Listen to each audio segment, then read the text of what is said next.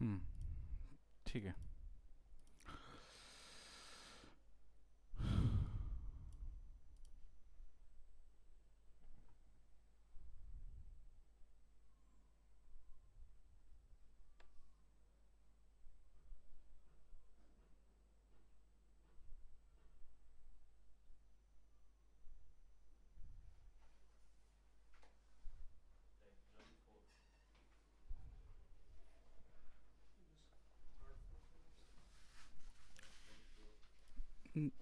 नहीं, ये है फोर्थ फ्लोर के नाम से।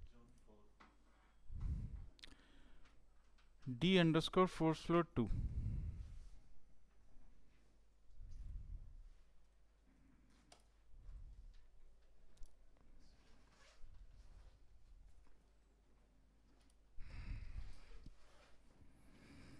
ठीक है, जिसका फर्स्ट डे है वो कुछ सॉफ्टवेयर हैं इंस्टॉल करने होंगे आपको। सबसे पहला पाइथन इंस्टॉल करना है।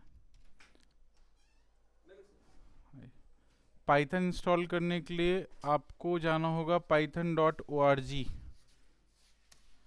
इस वेबसाइट को हिट कीजिए, python.org।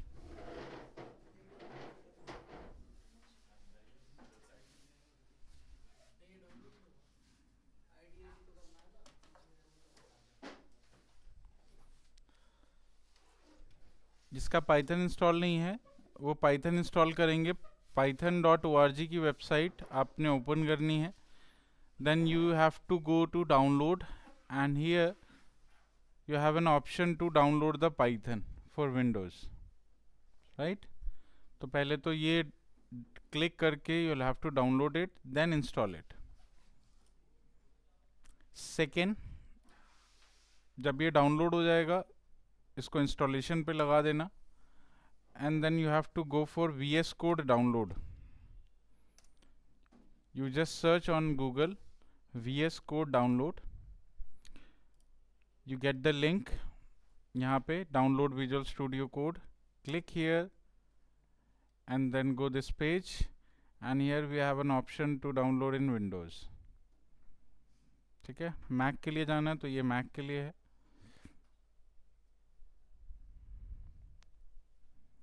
VS Code download and Python, ये दो सॉफ्टवेयर आपको डाउनलोड करने हैं एंड इंस्टॉल करने हैं। ठीक है,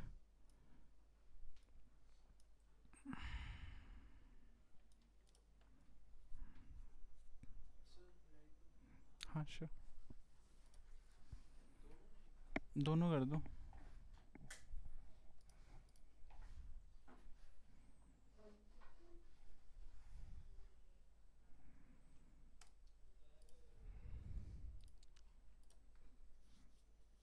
ठीक है, डाउनलोड करो, इंस्टॉल करो दोनों सॉफ्टवेयर्स को।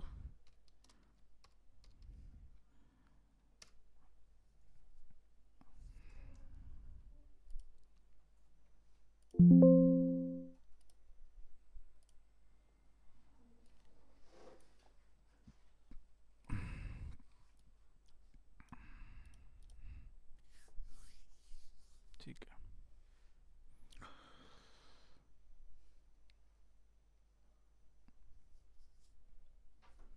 डाउनलोड हो गया। ठीक है, आपका नाम क्या है? क्या करते हो रुद्राक्ष? हम्म। हम्म। अच्छा, okay. So what is your qualification? 21 batch है, बीटेक। ठीक है, तो प्रोग्रामिंग तो ऑलरेडी करी होगी कई सारे आपने, फेमिलियर हो ना? ठीक है, एंड व्हाट्स योर नेम? ठीक है, क्या करते हैं जूही?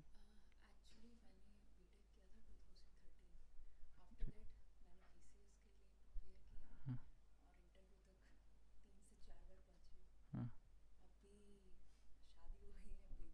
हाँ। अच्छा, ठीक है। हम्म।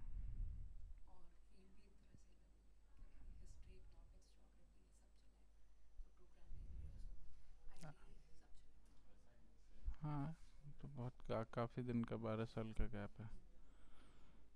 ठीक है, आपका नाम क्या है? यश। आज फर्स्ट डे आपका? ठीक है,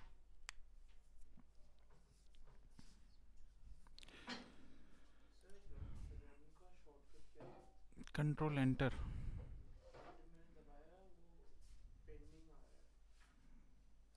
पेंडिंग आ रहा है? पेंडिंग तो नहीं आना चाहिए, it is taking time.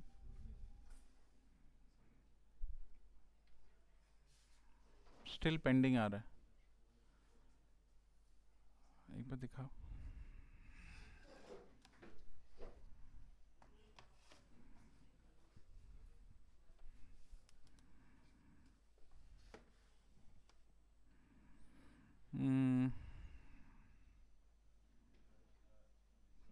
Control का बटन इसमें कितना, एक ही है क्या?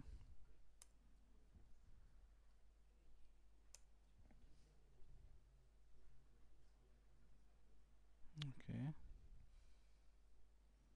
इंटरप्ट।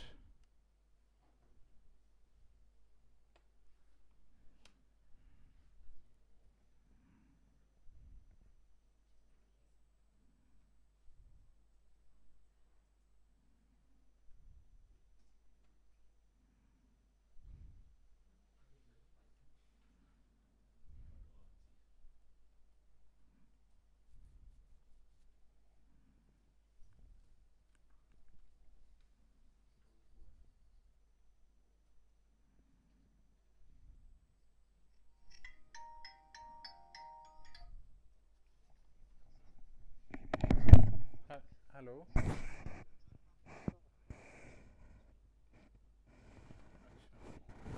ठीक।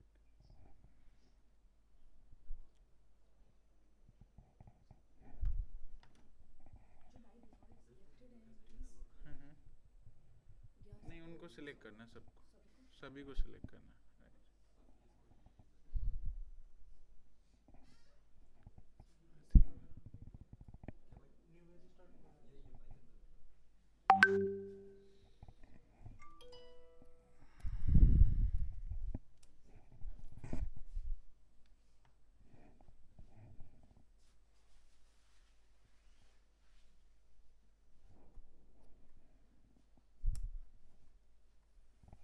तभी कुछ प्रॉब्लम थी, वो कभी इस तरह की प्रॉब्लम है ना, तो आप इसको रीस्टार्ट कर सकते हैं, वीएस कोड। ओके, ठीक है, installed VS Code and Python. ठीक है, हाँ, अगर वीएस कोड इंस्टॉल हो गया है then you have to open it first, you have to open it।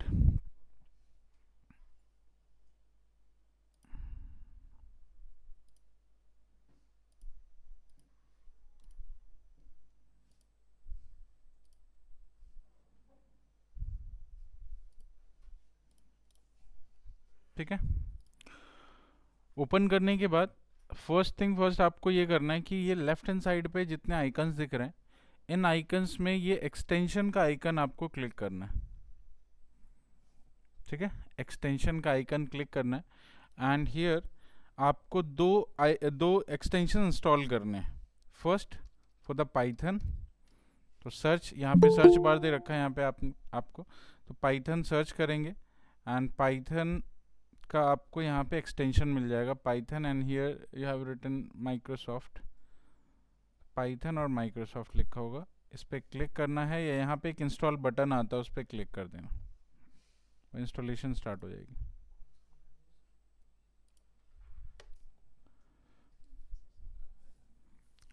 Python search करना है यहाँ पे एक्सटेंशन, और पाइथन का एक्सटेंशन इंस्टॉल करना है। हाँ, bye Microsoft.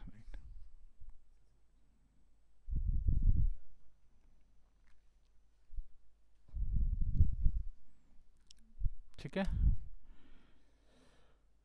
it will take 1 minute around। और नेक्स्ट आपको एक और एक्सटेंशन इंस्टॉल करना है जुपिटर के नाम से, JUPYTER।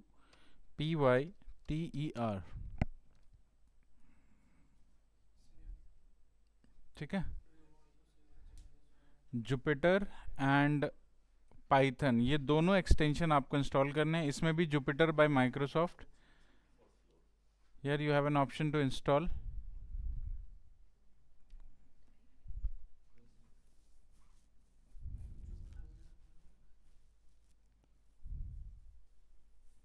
जुपिटर एंड पाइथन, ये दो एक्सटेंशन इंस्टॉल करने हैं।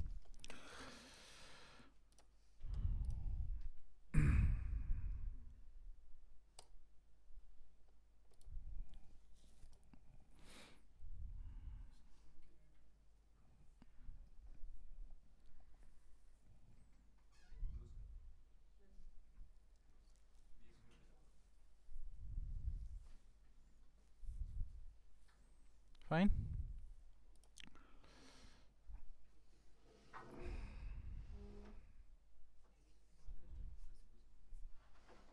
क्या वो बताए, कोई प्रॉब्लम आ रही है क्या? तो एग्री एग्री करनी है ना, सॉफ्टवेयर इंस्टॉल करने से पहले उसका टर्म एंड कंडीशन एग्री करना होता है।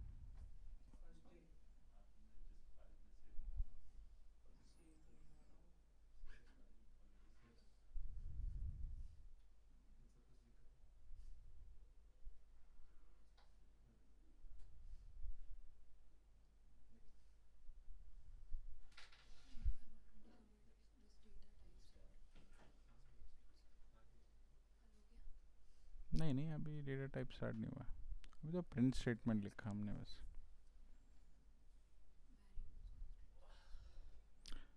हाँ ठीक है, चलिए अब आपको करना ही है कि आपको एक फोल्डर क्रिएट करनी है। आप चाहो तो यहाँ से भी क्रिएट कर सकते हो। फोल्डर क्रिएट करने के लिए फर्स्ट ऑफ ऑल आपको जाना है फाइल पे। फाइल पे जाने के बाद आपको ओपन फोल्डर करना है।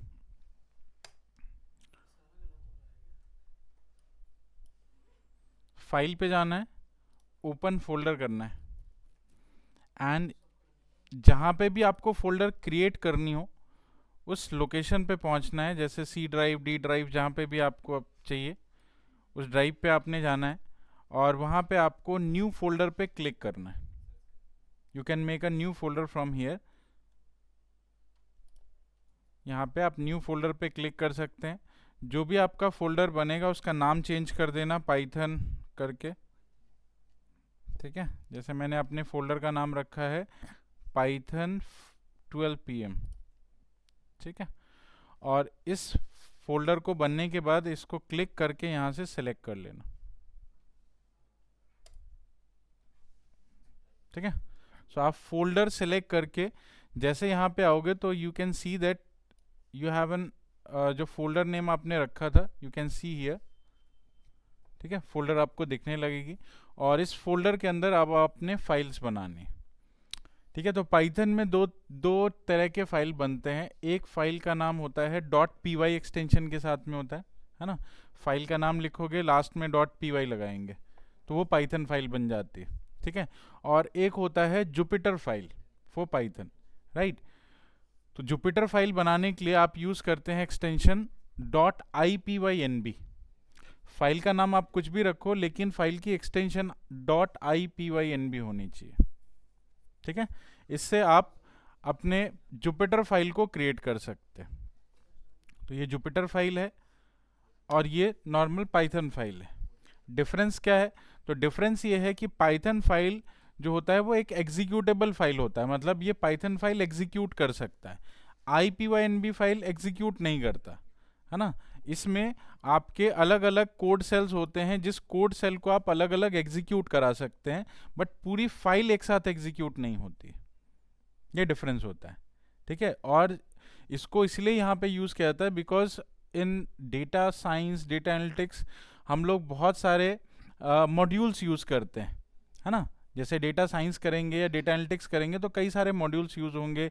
डेटा को कलेक्ट करना, डेटा को क्लीन करना, डेटा पे एनालिसिस अप्लाई करना, उसको प्लॉट करना, देयर आर मल्टीपल वर्क्स, है ना। तो सभी काम को एक साथ परफॉर्म नहीं कराना है, कई बार ऐसा होता है कि हमें टुकड़ों में उसको परफॉर्म कराना होता है ना, पार्ट बाय पार्ट। तो उसके लिए जुपिटर इज बेस्ट, है ना, क्योंकि जुपिटर में जितने कोड सेल है, हर कोड सेल को आप अलग अलग एग्जीक्यूट करा सकते हैं, हर कोड सेल पे अलग अलग टाइप के कोड लिख सकते हैं, and you can run that code individually. ठीक है, वैसे तो इस पूरी फाइल में जितने भी कोड सेल होते हैं वो एक दूसरे से लिंक्ड होते हैं, यहाँ पे जो कुछ लिखा या यहाँ पे जो वेरिएबल बना है यहाँ पे भी यूज कर सकते हैं, राइट, ऐसा नहीं है लिंक्ड नहीं है, but they can be executed individually. इसीलिए जुपिटर को ज़्यादातर यूज किया जाता है डेटा एनालिसिस या डेटा साइंस में, राइट। अदरवाइज अगर आपको कोई एप्लीकेशन फाइल बनानी हो तो .py एक्सटेंशन चलेगा, वहाँ पे आप IPYNB फाइल नहीं बना सकते। ठीक है, this is the difference bye with in .python file और जुपिटर फाइल। ठीक है, तो आप यहाँ पे एक फाइल क्रिएट करो, अपने फोल्डर के राइट हैंड साइड पे देखिए, you have an option of new file, just click here, और क्लिक करते ही आपको एक बॉक्स मिलेगा, बॉक्स इसमें फील्ड है, और इस फील्ड में आप अपने फाइल का नाम लिख सकते हैं, है ना। फाइल का नाम आप कुछ भी रखिए, लास्ट में एक्सटेंशन .py या IPYNB होनी चाहिए। जैसे मैंने अपनी फाइल का नाम रखा था first_day.py, और IPYNB फाइल का नाम वही रखा था, बस एक्सटेंशन चेंज कर दिया।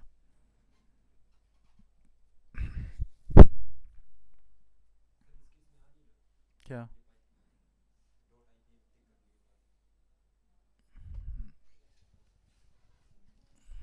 क्या नहीं आ रहा? .int IPYNB है, नॉट T।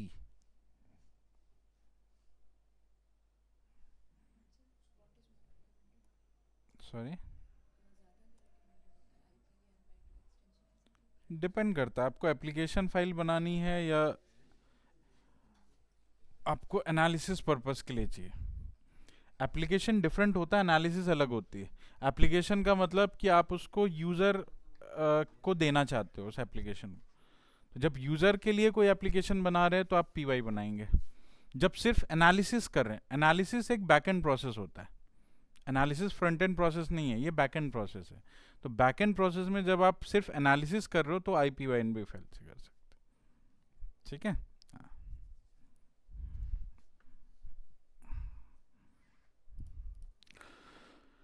ठीक है, अब आते हैं IPYNB फाइल पे। जो भी कोड आप लिखेंगे वो दोनों में चला सकते हैं वैसे तो, बस .py फाइल के अंदर जो कुछ भी आप चलाएंगे उसके लिए आपको पूरा कोड लिख करके आप यहाँ से रन कर सकते हैं, यहाँ रन करने का ऑप्शन है ये। ठीक है, और अगर आप IPYNB फाइल यूज करते हैं तो you can create multiple code cell and every code cell has their run options. हर कोड सेल के पास आपको लेफ्ट हैंड साइड पे रन ऑप्शन मिलेगा, यू कैन क्लिक हियर। है तो दोनों में ही, कंपाइलर इंटरप्रेटर तो दोनों ही है। ठीक है, तो जब आप ये फाइल बनाते, पहली चीज आपको मेक श्योर करनी है कि आपकी पाइथन का इंटरप्रेटर यहाँ सिलेक्टेड है या नहीं, चेक करो। यहाँ पे पाइथन का इंटरप्रेटर सिलेक्ट होके आ रहा है या नहीं।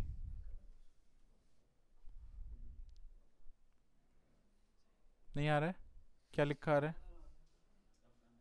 Select interpreter.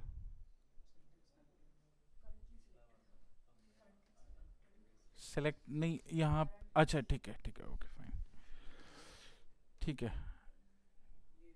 ये पाइथन लिख के आ रहा है, पाइथन सिलेक्टेड है सभी का। चलिए, अब यहाँ पे इस बॉक्स के अंदर जो लिखा हुआ है, एक बार इसको लिखिए और रन कराइए। आई मेक यू अंडरस्टैंड की क्या लिखा है। ठीक है, इसको टाइप करो अपने कोड अगर आपको कोड सेल नहीं दिख रहा तो यहाँ प्लस कोड पे क्लिक कर लो, कोड सेल ओपन हो जाएगा। अगर कोड सेल नहीं दिख रहा तो यहाँ प्लस कोड वाले ऑप्शन पे क्लिक करो, ये ओपन हो जाएगा। आपको ये कोड लिखना है और कोड लिखने के बाद यहाँ इसको रन कराना है। ठीक है, कोड की एक्सप्लेनेशन मैं कोड लिखने के बाद देता हूँ, इसको टाइप करो।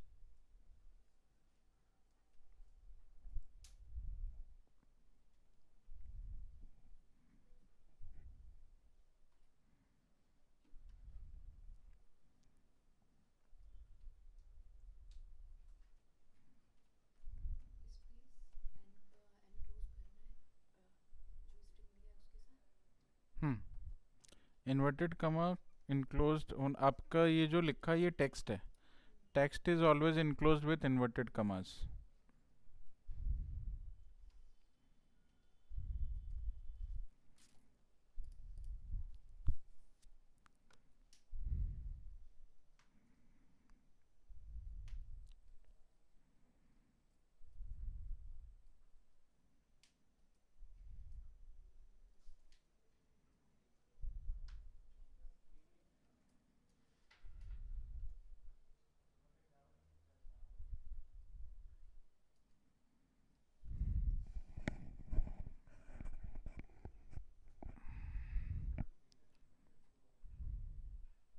इसमें आई और जे क्या है? Variables. I and J are the variables, है ना। वेरिएबल क्या करता है? वैल्यूज को स्टोर करने के लिए यूज करते हैं, ठीक है। सो हियर आई एंड जे हमने दो वेरिएबल्स लिए। आप वेरिएबल का नाम कुछ भी ले सकते हैं, right. You can write anything, either you can write X and Y, you can write anything, कोई वर्ड भी आप यूज कर सकते हैं। तो आप जो भी वेरिएबल बनाते हो उस वेरिएबल के अंदर डेटा स्टोर किया जाता है। स्टोर क्यों करते हैं? बिकॉज आप उस डेटा को अगर मल्टीपल ऑपरेशंस में यूज कर रहे हैं तो आप उस डेटा को बार बार लिखने की बजाय आप उसको एक जगह स्टोर करके रख देते हैं, ठीक है। इससे क्या होता है कि आपको डेटा बार बार लिखना नहीं पड़ता। एक सेकंड होल्ड करना। yes? आप बिजी थे मैम?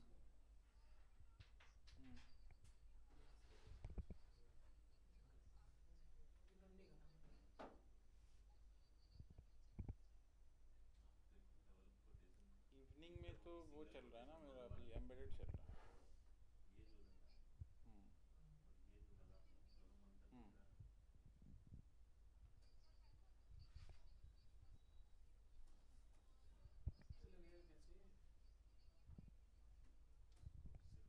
अभी तो नहीं है, 7 बजे तो कोई नहीं, 7 बजे वीकेंड में भी नहीं है।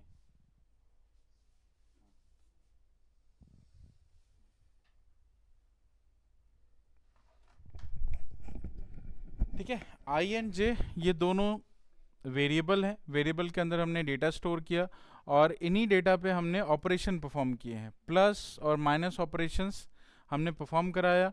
ये टेक्स्ट क्यों लिखा है? टेक्स्ट इसलिए लिखा है so that we can get our output in a very nice way, ताकि हमें आउटपुट इंफॉर्मेटिव लगे देखने में, ठीक है। आउटपुट सिंपली इतना भी हो सकता था, सिर्फ इतना भी आउटपुट हो सकता था, बट ये आउटपुट उतना इंफॉर्मेटिव नहीं होता जितना आपको इतना लिखने के बाद मिल रहा है।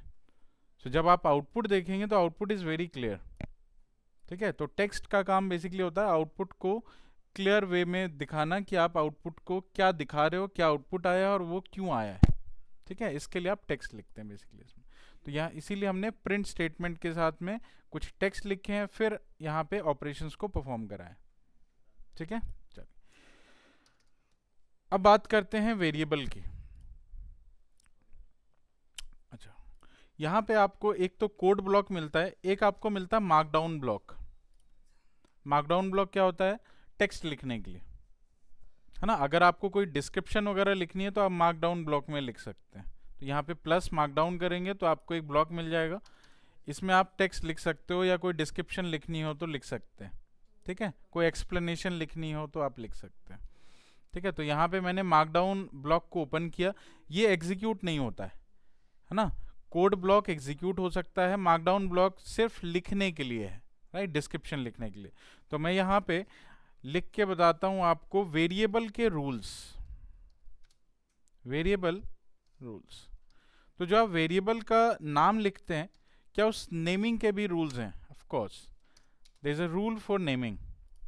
आप जो भी वेरिएबल का नाम लिखेंगे उस नाम के भी कुछ रूल्स हैं। क्या क्या रूल हैं? तो फर्स्ट रूल, पहला रूल ये है कि वेरिएबल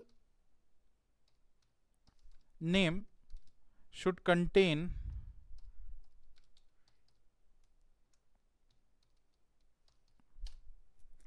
अल्फाबेट्स। वेरिएबल का नाम अल्फाबेट से होना चाहिए। You can include numbers also and you can include underscore. Underscore का सिंबल होता है, अंडरस्कोर आप यूज कर सकते हैं। ये तीन चीजों को कंटेन करके वेरिएबल बनाया जा सकता है। वेरिएबल के नाम में आप अल्फाबेट्स यूज कर सकते हैं, आप नंबर इंक्लूड कर सकते हैं और अंडरस्कोर लगा सकते हैं। आउट ऑफ ऑल दिस, अगर आप कोई किसी और कैरेक्टर्स को यूज करते हो तो आप यूज नहीं कर पाएंगे। लेट्स से आप @ यूज करना चाहते हैं वेरिएबल के नाम में, आप यूज नहीं कर सकते। आप हैश यूज करना चाहते हैं, आप कमा, हाइफन, कुछ भी यूज करना चाहते हो, नहीं होगा। सिर्फ ये तीन चीजें इंक्लूड हो सकती हैं वेरिएबल के नेम में। ठीक है। सेकेंड रूल है, variable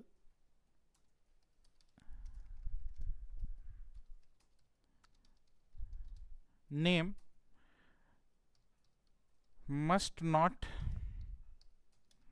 start with numbers। Variable का नाम नंबर से स्टार्ट नहीं हो सकता। नंबर इंक्लूड हो सकता है लेकिन अल्फाबेट के बाद, है ना, पहला लेटर नंबर नहीं हो सकता। ठीक है। जैसे आपने किसी वेरिएबल का नाम रखा A1, वैलिड है? वैलिड है क्योंकि आपने अल्फाबेट पहले लिखा है, नंबर बाद में इंक्लूड करा है, कर सकते हैं। क्या आप अपने वेरिएबल का नाम 1A रख सकते हैं? नहीं रख सकते, है ना। तो रूल के हिसाब से पहला लेटर आपका नंबर नहीं होना चाहिए। तो this is not possible, this is possible. ठीक है। चलिए, थर्ड रूल क्या है? तो थर्ड रूल ये है, variable name is case sensitive. Variable का नाम जो है वो केस सेंसिटिव है, मतलब जिस नाम से आप उसको बनाएंगे और जिस केस में आप लिखेंगे उसी केस को आपने बाद में यूज करना है ना। You can not use with the different cases. अगर आपने कोई वेरिएबल सिंपली आई लिखा है तो इसी केस में यूज करना है इसको, आप कैपिटल आई से यूज नहीं कर सकते, है ना। तो आपका वेरिएबल केस सेंसिटिव होता है। Fourth number, variable name should be meaningful।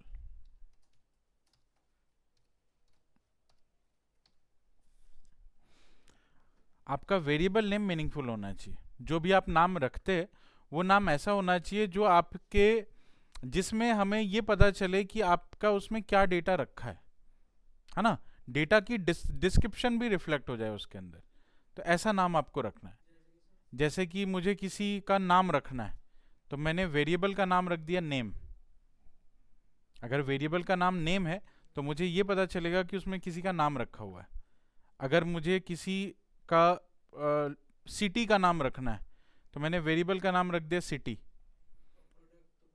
हाँ, कुछ भी, एनीथिंग। तो जो वेरिएबल का जो नाम रख रहे हैं उससे हमें डेटा रिफ्लेक्ट होके मिल रहा है कि इसमें डेटा क्या रखा हुआ है, जिसको यूज करना इजी हो जाता है फिर। ठीक है, बात समझे। किसी की एज रखनी है तो वेरिएबल का नाम एज रख दिया सिंपली, तो एज से आपको पता चलेगा कि इसमें एज रखी है। तो हर एक वेरिएबल का नाम ऐसे रखना है कि आप उससे डेटा समझ सको कि इसमें डेटा क्या है। Fine. So this is how we write the variable and these are the rules we have to follow.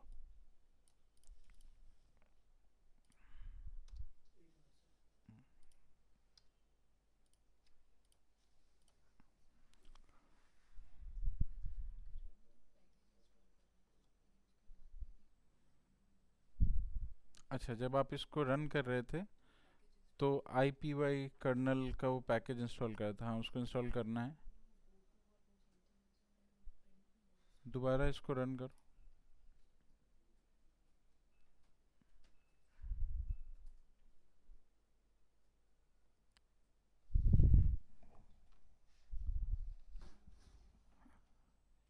Still running. अच्छा, एक बार VS कोड को क्लोज करो, वापस से ओपन करो। सेव्ड है वो।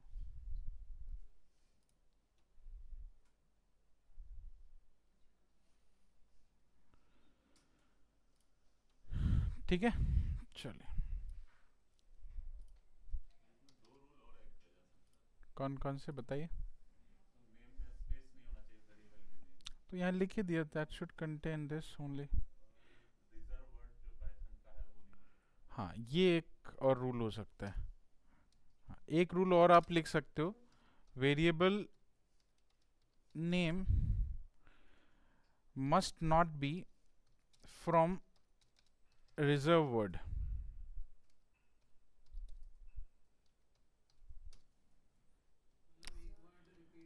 नहीं, रिजर्व वर्ड का मतलब होता है पाइथन ने अपने जब कोडिंग करी है या कोडिंग लिखने के लिए आपको दिया, तो कुछ वर्ड पाइथन ने रिजर्व करके रखे हैं। अब पाइथन का जो अपना रिजर्व किया हुआ वर्ड है उसको आप थोड़ी वेरिएबल में यूज कर पाएंगे। बहुत सारे हैं, जैसे आपका पास हो गया, पास नाम का एक होता है, ब्रेक नाम से होता है, कंटिन्यू नाम से होता है, बहुत सारे हैं। वो पता चल जाएगा आपको, क्योंकि वो वहाँ पे एरर दे देगा। हाँ, वहाँ पे एरर दे देगा अगर इस तरह के कोई वर्ड यूज़ करते हैं। इनको हम बोलते हैं कीवर्ड, है ना, इनको बोलते हैं कीवर्ड्स। जो उनका रिजर्व वर्ड्स होता है उनको कीवर्ड बोला जाता है। तो कीवर्ड नहीं होना चाहिए वेरिएबल का कोई भी नाम, ठीक है। हाँ, चलिए, ठीक है, ओके। अब यहाँ पे एक प्रोग्राम हम लोग लिखते हैं। हाँ जी,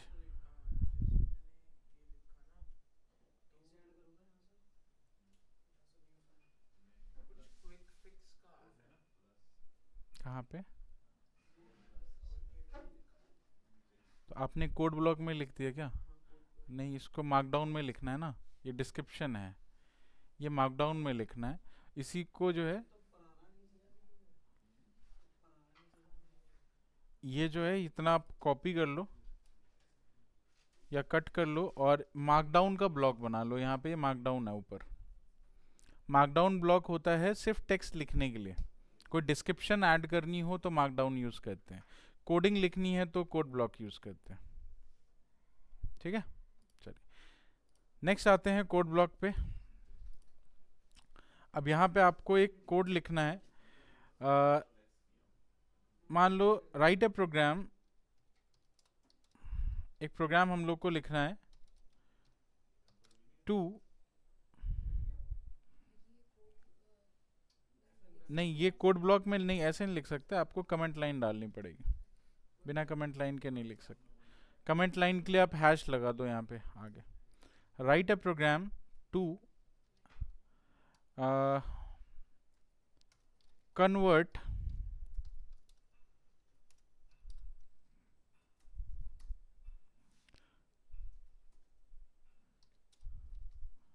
a distance in meter to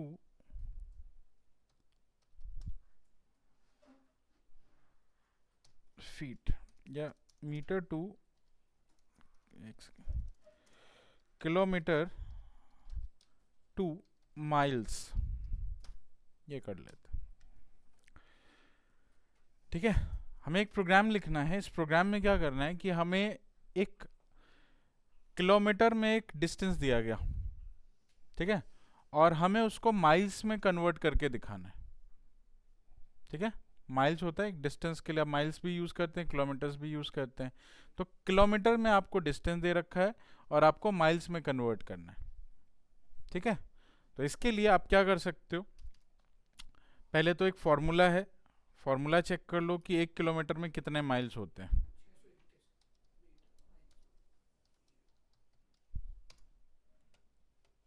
ठीक है, 1 kilometre is equal to 0.621 miles, ठीक है। 1 kilometre is equal to 0.621 miles, ठीक है। तो हमें किलोमीटर से माइल्स में चेंज करना है। किलोमीटर्स आपको एक km नाम का वेरिएबल लिया, इसमें कोई किलोमीटर की वैल्यू हमने ले ली, मतलब 19 किलोमीटर्स लेट से हमें मिला, ठीक है। और मुझे इसको माइल्स में कन्वर्ट करना है, तो वेरिएबल के अंदर मैंने 19 रख दिया, 19 किलोमीटर अपने पास, हमें माइल्स में कन्वर्ट करना है। तो माइल्स में कन्वर्ट करने के लिए हम क्या कर सकते हैं, आपके हिसाब से कौन सा ऑपरेशन चल सकता है? मल्टीप्लाई कर सकते हैं, है ना। तो माइल्स में कन्वर्ट करने के लिए मैंने लिखा प्रिंट डिस्टेंस इन माइल्स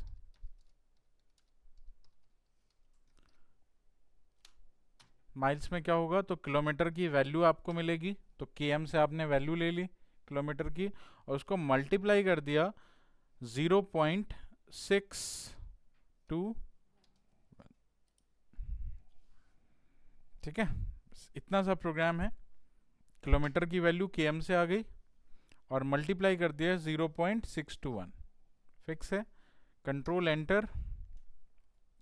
तो 19 किलोमीटर का मतलब 11.799 माइल्स। ठीक है, बस 2 लाइन का कोड है। एक में आपने वैल्यू लिया किलोमीटर का और दूसरे में उसको मल्टीप्लाई करके 0.621 के साथ मल्टीप्लाई कर दिया।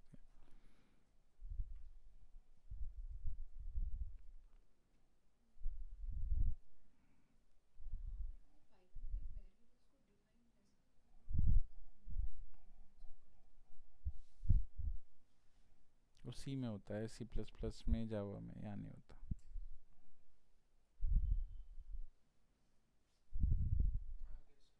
ठीक है, समझ आया? ठीक है,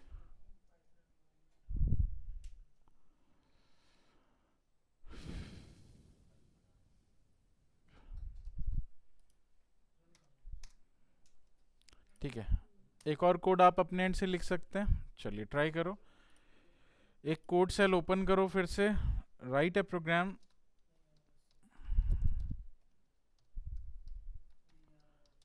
to convert height in centimeter to feet।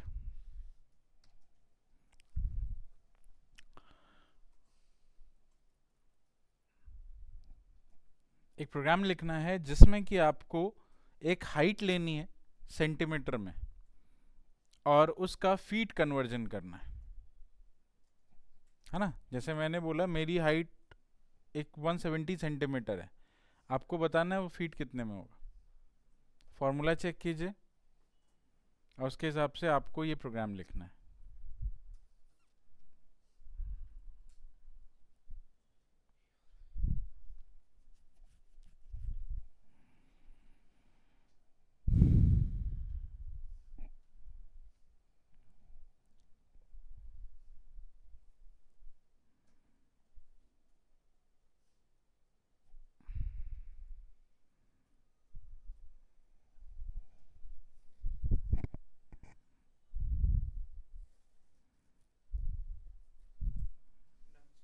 Done.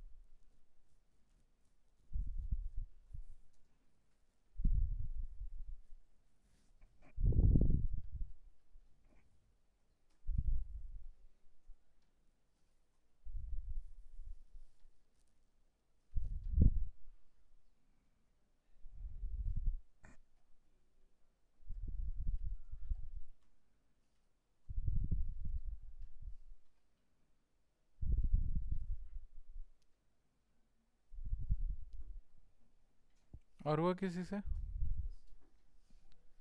हो गया, डन, गुड। आप बताइए, नहीं हुआ? हाँ हाँ, क्या दिक्कत आ रही है?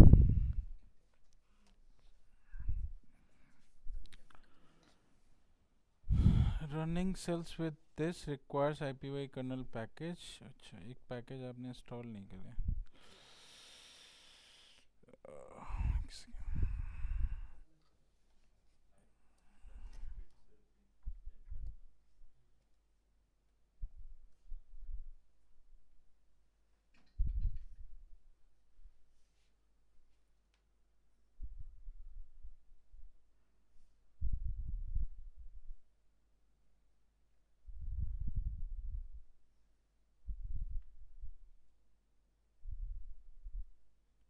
कमा छोड़ दिया आपने।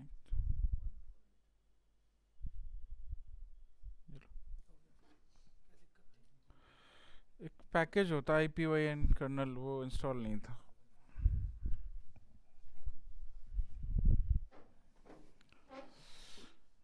ठीक है, क्या था height centimetre to feet? Let's say have taken cm of 165. I want to check कि इसके फीट में क्या वैल्यू होनी चाहिए। तो what we can print, multiply होगा या डिवाइड होगा? मल्टीप्लाई होगा। ठीक है, किसके साथ? सॉरी, 0321। ठीक है, अच्छा यहाँ तो हाइट इन फीट,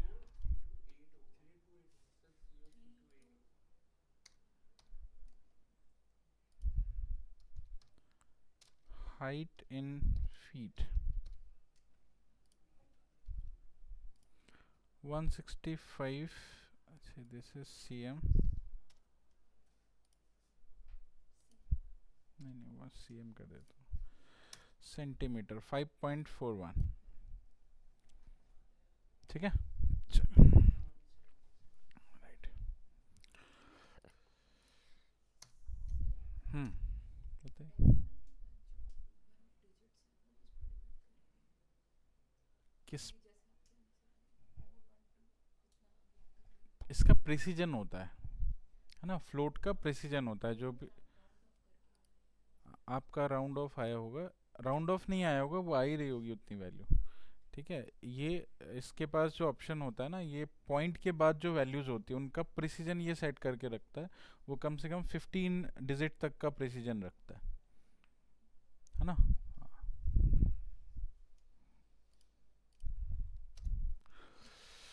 ठीक है, चलिए नेक्स्ट आते हैं हम लोग।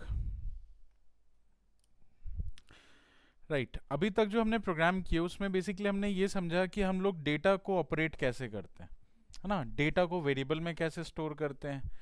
लेकिन डेटा कौन कौन से होते हैं, डेटा कौन कौन से हो सकते हैं, किस किस टाइप का डेटा हो सकता है? राइट, तो आपके पाइथन में कई अलग अलग तरह के डेटा हो सकते हैं और उनका ऑपरेशंस भी अलग अलग हो सकता है। तो what kind of data we generally use, so the concept name is data types. तो हम लोग यहाँ पे नेक्स्ट एक मार्कडाउन लिखेंगे। इस मार्कडाउन में हम लोग पढ़ने वाले हैं data types. Data type will describe you how many kind of data we are using in Python. ठीक है, तो डेटा टाइप्स को जनरली दो पार्ट में क्लासिफाई किया गया है। कहीं भी किसी भी लैंग्वेज में अगर आप डेटा टाइप समझते हैं तो किसी भी लैंग्वेज का डेटा टाइप हमेशा दो तरह से क्लासिफाइड होता है। पहला, the first one is called primitive and second one is called non primitive. First type of data is called primitive and second one is called non-primitive. ठीक है, प्रिमिटिव कैसा डेटा है? तो प्रिमिटिव एक ऐसा डेटा है जिस पे ऑपरेशंस अप्लाई कर सकते हैं और मशीन जिस डेटा को समझ सकता है, मशीन जिस पे ऑपरेशन परफॉर्म करा सकता है, वैसे डेटा को हम बोलेंगे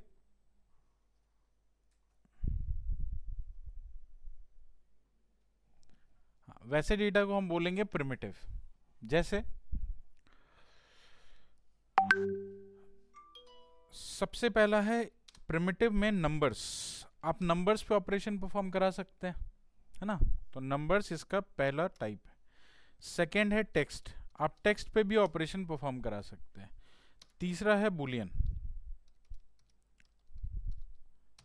ये तीन तरह के डेटा होते हैं जिस पे आप ऑपरेशन मशीन से परफॉर्म करा सकते हैं, नंबर्स, टेक्स्ट एंड बुलियन। ठीक है, नंबर्स में भी दो तरह के नंबर्स हम लोग यहां यूज करते हैं। सबसे पहला इंट। इंट का मतलब इंटीजर। इंटीजर कौन सा नंबर होता है? किस नंबर को इंटीजर बोलते हैं? नेचुरल नंबर्स या फिर होल नंबर्स जिसमें आप पॉइंट नहीं लगाते, जिसमें डेसिमल पॉइंट्स नहीं होते, जैसे 1 2 3 4 5 एनी राउंड ऑफ नंबर्स जो होते हैं वो सभी आपके इंटीजर हैं। सेकेंड, फ्लोट, वैसे नंबर जिसमें आप डेसिमल पॉइंट लगाते हो, है ना, 5.3 6.9 8.5 any numbers which has decimal point is a float number.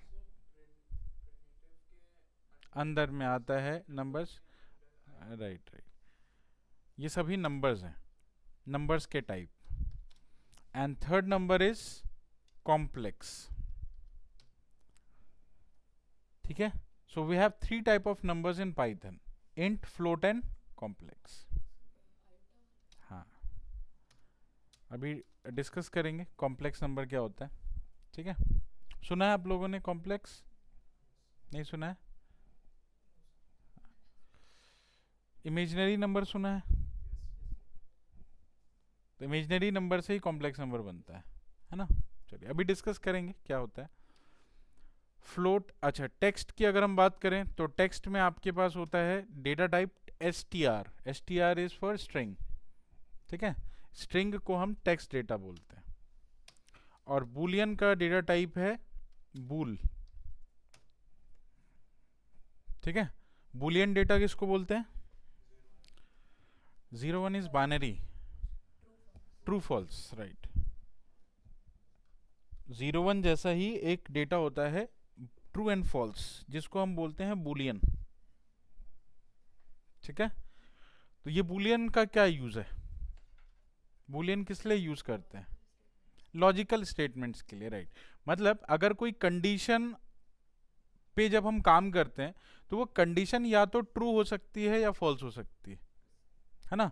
तो ये जो बूलियन होता है उसी ट्रू फॉल्स को आइडेंटिफाई करता है ना, कि कब आपकी कंडीशन ट्रू है, कब आपकी कंडीशन फॉल्स है। उसके बेसिस पे आप आगे का एक्शन बताते हैं कि आगे एक्शन क्या करना है, परफॉर्म करना है, ठीक है। तो कंडीशंस को चेक करने के लिए आपको बूलियन डेटा दिया जाता है हमेशा, फाइन। तो ये है आपके प्रिमिटिव डेटा जिससे आपका मशीन ऑपरेट होता है, ठीक है। नेक्स्ट है नॉन प्रिमिटिव। नॉन प्रिमिटिव किसको बोलेंगे? वैसे डेटा जिसको आप ऑपरेट नहीं कर सकते, ये ऑपरेबल डेटा नहीं है। ये फिर किस तरह का डेटा है? तो ये सिर्फ वैसा डेटा है जिसमें आप प्रिमिटिव डेटा को स्टोर करके रख सकते हैं, है ना। जैसे मैंने आपको बोला कि आपको एक एक्सेल का वर्कबुक दे रखा है, आपको मैंने एक एक्सेल का वर्कबुक दिया, तो एक्सेल का वर्कबुक डेटा है आपके लिए, है या नहीं? लेकिन क्या एक्सेल का वर्कबुक ऑपरेबल डेटा है? वर्कबुक को आप ऑपरेट कर सकते हैं? वर्कबुक को आप ऑपरेट कर सकते हैं? नहीं। वर्कबुक के अंदर शीट होगी, शीट के अंदर सेल होगा, सेल के अंदर वैल्यू होगी। ऑपरेट क्या होता है? वैल्यू। ऑपरेट क्या होता है? वैल्यू ऑपरेट होता है। सेल की वैल्यू ऑपरेट होगी ना। आप पूरा वर्कबुक कैसे ऑपरेट कर पाएंगे? वर्कबुक को आप ऑपरेट नहीं कर सकते, ना ही शीट को आप ऑपरेट कर सकते हैं। आप ऑपरेट करते हैं सेल की किसी वैल्यू को। ऑपरेशंस कहाँ होते हैं? सेल की वैल्यू पे। तो फिर वर्कबुक किस लिए है? तो वर्कबुक डेटा को कलेक्ट करने के लिए। कलेक्शन हमेशा जो होता है उसको भी डेटा ही बोलते हैं, लेकिन कलेक्शन कभी भी ऑपरेबल नहीं होता। ऑपरेबल होते हैं कलेक्शन के अंदर का डेटा, ठीक है। और वैसे डेटा को हम लोग बोलते हैं नॉन प्रिमिटिव डेटा, है ना। वो प्रिमिटिव नहीं है क्योंकि वो मशीन के साथ ऑपरेट नहीं होता। तो हर प्रोग्रामिंग लैंग्वेज में नॉन प्रिमिटिव डेटा चेंज हो जाते हैं। हर प्रोग्रामिंग लैंग्वेज में नॉन प्रिमिटिव डेटा चेंज हो जाते हैं, लेकिन प्रिमिटिव वही रहता है। आप चाहे सी पढ़ो, C++ पढ़ो, जावा पढ़ो, कोई भी पढ़ो, प्रिमिटिव सेम मिलेंगे आपको। प्रिमिटिव में वही आपको स्ट्रिंग मिलेगा, वही इंटीजर मिलेगा, वही फ्लोट मिलेगा, सब में सेम है। लेकिन जब आप नॉन प्रिमिटिव पे जाते हैं तो चीज़ें अलग हो जाती हैं। सी में अलग नॉन प्रिमिटिव है, जावा में अलग नॉन प्रिमिटिव है, पाइथन में अलग नॉन प्रिमिटिव है। क्योंकि नॉन प्रिमिटिव का मतलब सिंपली कलेक्शन होता है। कलेक्शन का मतलब आप चीज़ों को कैसे अरेंज करते हैं। तो हर प्रोग्रामिंग लैंग्वेज अपने तरीके से अपने डेटा को कलेक्ट करके रखता है, इसीलिए सभी में नॉन प्रिमिटिव अलग अलग है। तो पाइथन के अगर नॉन प्रिमिटिव डेटा की बात करें तो यहाँ पे नॉन प्रिमिटिव होते हैं list. List is a data type which is non primitive where you can collect the data. हाँ, टपल भी होते हैं बिल्कुल. सेकेंड है आपका टपल. एरे नहीं होता. पाइथन का नेटिव एरे नहीं होता. पाइथन के पास कोई एरे टाइप का डेटा टाइप नहीं है ना. तो पाइथन को कभी एरे यूज करना होता है तो वो एक लाइब्रेरी यूज करता है. उस लाइब्रेरी का नाम है numpy. सुना है? हाँ, numpy लाइब्रेरी एरे को मैनेज करने के लिए, क्योंकि पाइथन के पास अपना कोई एरे का टाइप है ही नहीं, है ना. तो पाइथन को कभी एरे के ऊपर ऑपरेशंस लगाने होते हैं तो वो numpy के फंक्शनैलिटी से करता है, numpy से यूज करता है. इसके बाद डायरेक्ट कुछ भी नहीं है एरे से रिलेटेड. तो list, tuple, set, right. Fourth dictionary and fifth is range. ये 5 हमारे पास होते हैं primitive, non primitive data type, और ऊपर के सारे प्रिमिटिव. ठीक है. और ये सभी कलेक्शंस हैं डेटा को कलेक्ट करने के लिए. ठीक है. तो कलेक्शंस कभी भी ऑपरेट नहीं होता, कलेक्शन के अंदर का डेटा होता है. तो इसमें कलेक्ट क्या करते हैं, यही है ना. कलेक्शंस के अंदर कलेक्ट क्या करेंगे, प्रिमिटिव डेटा को तो कलेक्ट करना है, तो प्रिमिटिव को कलेक्ट करते हैं फिर ऑपरेट करते हैं. ठीक है. तो ये डेटा टाइप्स हैं, इनका डिस्कशन हम लोग कल करेंगे, फाइनल डिटेल डिस्कशन, ये सारे डेटा टाइप्स कैसे यूज होते हैं. ठीक है. और जहाँ तक आज कराया है उसको एक बार आप लोग देख लेना दोबारा से. सिंटेक्स में कभी भी कोई डाउट नहीं रहना चाहिए कि कैसे लिखा जाता है ना. सिंटेक्स तो खैर याद करना पड़ेगा, 2-4 बार लिखोगे तो अपने आप पता चल जाएगा कहाँ कमा लगाते हैं, कहाँ इन्वर्टेड.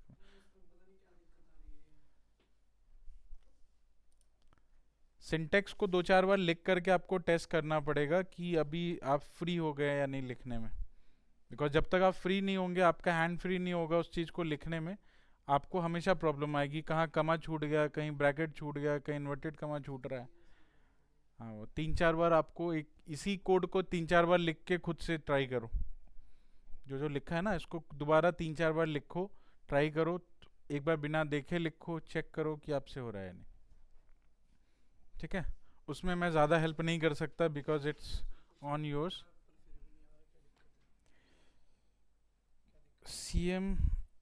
सी यहाँ स्मॉल में लिखा है. सीएम मैंने अभी आपको बताया था रूल. पहले मैंने स्मॉल में लिख रखा था. तो स्मॉल में ही लिखना है ना. अभी आप स्मॉल पे भी करके देख लो. नहीं, मैं करके देखूं तो हो ही गई. देखो कर दो रन. सर इससे रिलेटेड 2-3 क्वेश्चन दे देते हैं. है. अरे क्वेश्चन दूंगा, अभी क्वेश्चन की जरूरत नहीं है. क्वेश्चन मैं दूंगा, थोड़ा टाइम लगेगा. अभी अच्छे से पहले इसको समझ लो. स्टार्टिंग में मैं क्वेश्चन नहीं दे सकता ना. और वहाँ पे ना यहाँ पे मैंने सीएम ही लिख रखा था. यहाँ हाँ, जो जैसा नाम लिखा ना वैसे पे लिखना. सीएम लिख रखा था, सेंटीमीटर आप लिखा था पूरा. इससे फर्क पड़ता है. क्वेश्चंस दूंगा 1-2 दिन के बाद दूंगा. थोड़ा आप कॉन्सेप्ट समझ लो, इनिशियल कॉन्सेप्ट आ जाएगी, उसके बाद आपको क्वेश्चंस मिलेंगे, और इतने मिलेंगे कि फिर आप एक दिन में तो नहीं कर पाओगे. ठीक है. ठीक है सर. चलो ठीक है. ओके. अटेंडेंस भी लगा देना.